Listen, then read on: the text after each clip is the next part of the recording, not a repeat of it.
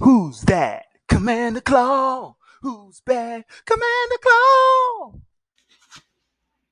Welcome back to another episode of Commander Claw, and I'm still going on this wave of poison commanders. So I'm bringing you, I think, about 5 poison commanders that you probably didn't even consider as an option while you're brewing. But at first, I'm going to talk about the most popular one that everybody uses, and that's Atraxa. Actually, I'm not even going to talk about it that much. I'm just going to bring her up like this. Yeah, Atraxa. Y'all know what she does. She pretty much proliferates at the end of her end step or your end step, and you just add poison counters to your opponents or yourself. Either way you choose.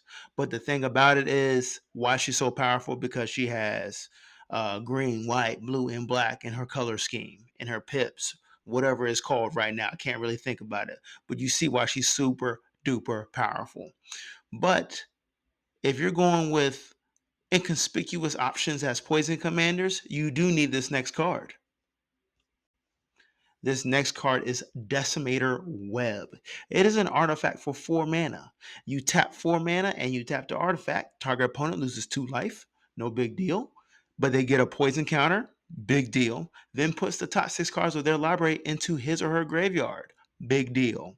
I really like this artifact. It's stupid powerful. It's not like overbearing powerful.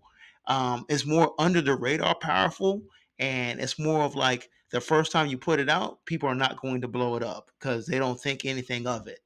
But it does get the engine started of your win con called poison counters, infect, toxic, whatever you may choose. So don't underestimate this card. It's only like 50 cents somewhere in the world of your LGS. Moving on to the first recommended commander, one of my favorite commanders, I must say, Birdman. It's not Birdman, but it is Falco Spara, Pack Weaver. Let's see, its colors is one colors, green, white, and the blue. It is a legendary bird demon. Never even heard of that. Bird demon? Oh, that's demonic. But anyways, it is a 3/3 flying trample. Falco says it enters the battlefield with a shield counter. If you don't know what shield counter does, it says whenever this creature takes damage, remove a shield counter to prevent that damage. So pretty much Falco can take any type of damage, remove the shield counter. He's still a 3/3 with flying and trample. His second ability says you may look at the top card of your library at any time. Okay, yeah, it's like whatever that blue artifact creature that can look at the top card, the master chip thing. Yeah, you know what I'm talking about if you did the Kamigawa set. So you look at your top card, you get the just peek. Its third ability, you may cast spells from the top of your library by removing a counter from a creature you control in addition to buying or paying their other costs, not buying. Let me explain furthermore how you can use this with poison. Okay, so the idea is you gotta have some kind of way to put poison counters on your opponents, right? Cool. You can do that with Decimator's Web, Prologue Phyrexis, infect cards, infect creatures, yada yada yada. But you need to proliferate. So every time you proliferate and you have Falco Spara on the battlefield, you put another shield counter on him. So yeah, he's always almost indestructible. He can only be exiled, right? So while he's having these additional shield counters, you can remove a counter, okay, from a creature you control to cast the top card of your library. So why would you do that? You would do that if you got other proliferation effects and they are just lined up on the top of your library. Remember, you can scry to manipulate the top of your library or the bottom. But, this is almost like I can't say storm effect with the proliferation, but you're only limited to the amount of mana you have and the card type that's on the top of your library in order for you to finish off your opponents by proliferating to give them more poison counters. Actually, he's still really amazing because you can play other spells. If they're limited to your turns, such as enchantments, sorceries, artifacts, and they don't have flash, you're still playing cards. The more cards you play, most likely you can, give yourself an advantage during this game here. But he's an awesome commander. You pretty much make him indestructible by proliferating, giving him additional shield counters. Moving on to the next. All right, y'all. We got Helena and Elena partners. It's actually one of my favorite commanders if you like Gruul, just because I'm a buff mechanic type of guy. So anyway, for 4 mana, 2 colors, red and a green, legendary creature, human rangers. You gotta love the human tribal because they do so many cool things. These two have first strike and reach. Reach, remember, as they can block flying creatures. They ain't gonna mess with you. Them stupid flyers can't mess with you, boy, right here and gal. Halana and Elena.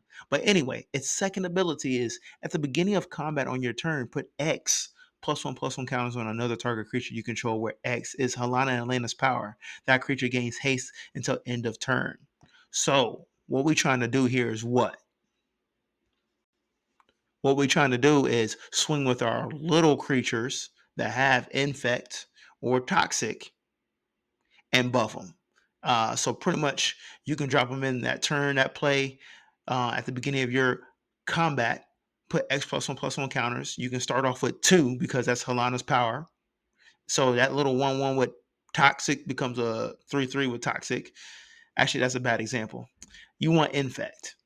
You want infect because infect gives you the amount of poison counters equal to its power, not toxic. Toxic is equal to how much toxic 1, 2, or 3 it has. Okay, so yeah, you want infect creatures with this. So anyway, you buff up your infect creatures, giving them +1/+1, whether it's 2, 3, 4, or 5, depending on Halana's power, and they have haste. They come in flying and attacking your opponent. They're not ready for that. You know, that little 2/2 becomes a 4/4 with infect. 4 poison counters if they do not have a blocker. This is a great sneaky commander for poison commanders. Just something players are just not really expecting. Oh yeah. If you like the content so far, if you want me to continue making more content, especially about poison commanders, go ahead and hit that subscribe button. There's nothing else to say, y'all. Thank you very much. All right, all right, all right. We have the Mimeoplasm. That's kind of a crazy effect. That's what I imagine it noise it makes if you ever encounter the mimeoplasm ooze. Anyway, it's soul tie colors. 2 generic black, blue, and a green legendary creature ooze has the mimeoplasm enters the battlefield. You may exile 2 creature cards from your graveyards. If you do, it enters the battlefield as a copy of one of those cards with a number of additional +1/+1 counters on it equal to the power of the other card. So you need 2 creatures in your graveyard. So Soul Tie is actually really good for mill effects. So you're self-milling here, put in some crazy creatures, generally your little 1/1 infect type of creatures, not too big, heavy in CMC, but they're just lethal because they get on the battlefield and your opponents need to be ready. What I love about those small infect creatures is they're almost like aggro, but they're not. The low CMC, they're on the board, and if your opponent doesn't have blockers, they are in trouble. Anyways, you're gonna want a infect creature or even a toxic creature. Depends what you got out there in your build. Uh, in your graveyard, exiled, so they come back. And the Mimeoplasm comes back as one of those. So remember, you can cast the Mimeoplasm anytime. Well, not anytime, but during your turn because he's your commander. So you're always going to have a infect creature readily available if your graveyard is not exiled. So I think the Mimeoplasm for Poison Commander is great, especially after your pod is doing a lot of board wipes and they're just trying to, clear the board and give themselves an advantage. But you pay that extra 2 mana and bam, here comes a Mimeoplasm and he's got infect and he may have haste. I don't know what you did to it, but the Mimeoplasm is gonna be a copy of anything that has infect in your deck. Oh man, I forgot to move on to the next slide. Yeah, just to reiterate, as the Mimeoplasm enters the battlefield, you may exile 2 creature cards from your graveyard. If you do, it enters the battlefield as a copy of one of those cards with a number of additional +1/+1 counters on it equal to the power of the other card. So yeah, you could really give this some toss up effect. I don't know why toss up is the word I'm looking for, but it could become a really big, nasty creature. That's a 6/6 because that's the creature that you exiled.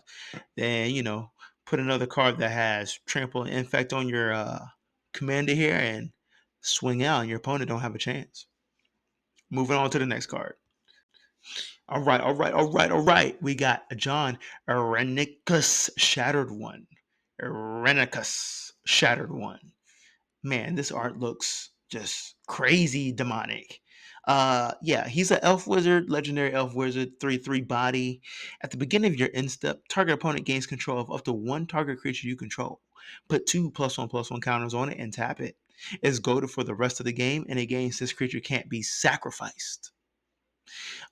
Its next ability says whenever a creature you own but don't control attacks, you draw a card. Okay, what we got here is a draw engine, gold effects, and your opponent can't really destroy your creature. It can't be sacrificed to whatever Phyrexian altar or whatever other effects for their advantage, right? Um, the good thing is when you give it a creature, you're going to do one of your infect creatures. It's going to be buffed up, get another +2/+2, or 2+1/+1 counters on it.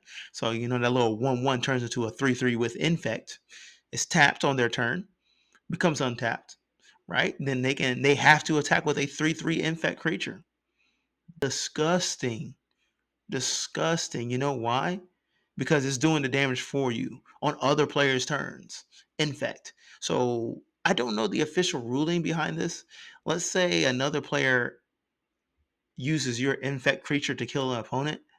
I believe they well, the opponent's out, but I have my pod. We kind of play like you get points for taking out your opponent. But like it's a great way to take out opponents by causing chaos. This is more of a chaos type of creature and super cool. And don't forget, whenever you give them a creature and they attacks, you draw a card. Card draw. And that's for each creature you own but don't control. So if you got two out there doing all this crazy goading stuff, that's two cards you're drawing on your turn, player. Or their turn, your opponent's turn. Yeah. Yeah. Or one on each player's turn. That's not your turn. Your boy's nasty right here. Oh man, once again, I forgot to go to this slide, but don't worry. I'm gonna read it again to you so you can just digest the information I gave you, right? All right, it's a 3/3 elf wizard. At the beginning of your end step, target opponent gains control of up to one target creature you control. You're throwing down these little 1/1s with infect. You know who they are. Put 2+1/+1 counters on it and tap it. That means if it's tapped, it can't block, right? Okay, it's goaded for the rest of the game. Okay, it gains this creature can't be sacrificed. Bam. Second ability: whenever a creature you own but don't control attacks, you draw a card.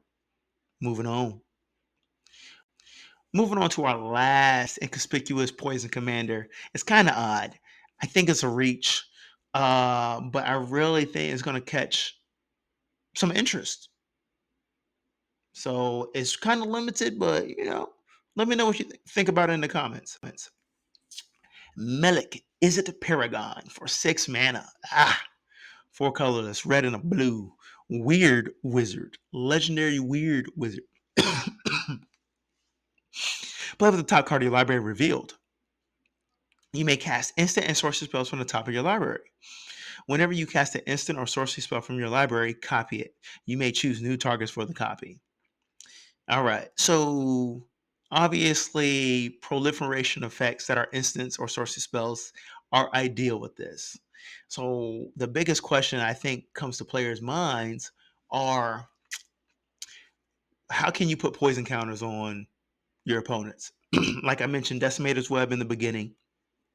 That's an option. But I also think Prologue to Phyrexis is a great card, and that goes with this deck pretty much. It's very niche. It's a instant that can be tutored for 2 mana. Each player gets a poison counter, and you draw a card, right? So if you cast this off top of your library, bam, it's copied. But remember, we're running Is It, so it's kind of like a big storm effect that I'm trying to sell you on. Because if you can cast whatever proliferation, instant or sorcery, whoa, instant or sorcery and you get to copy it, then you got more copy spells somewhere, maybe like double vision, it can get out of control. A player can grab like 4 poison counters and be out the game on just like 2 spells that are casted, or maybe even 1.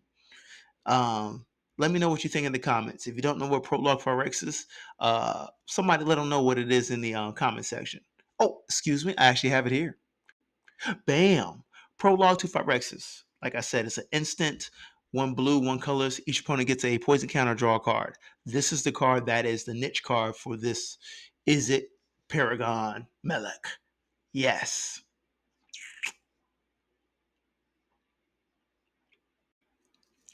Anyways, thank you for watching this video. Let me know if you liked it by hitting the like button. Or if you want to become a fan and a follower of this page, go ahead and hit that subscribe button. Thank y'all. Peace.